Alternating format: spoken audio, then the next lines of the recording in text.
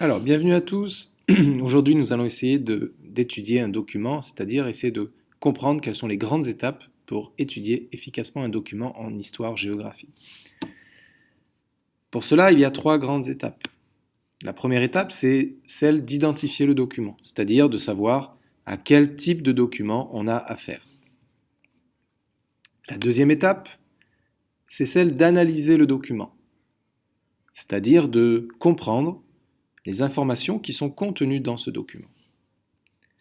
Et enfin, la troisième étape, c'est celle d'interpréter le document, c'est-à-dire d'arriver à retenir l'idée essentielle, l'idée principale qui pourra me servir plus tard.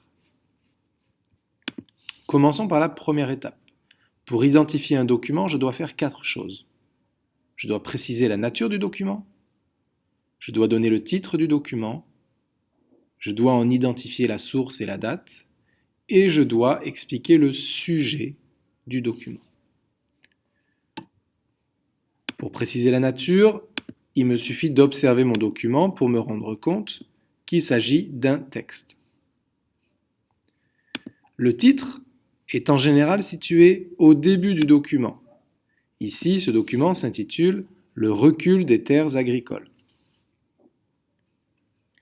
Pour identifier la source et la date, je regarde au bas du document où on me donne le nom de l'auteur,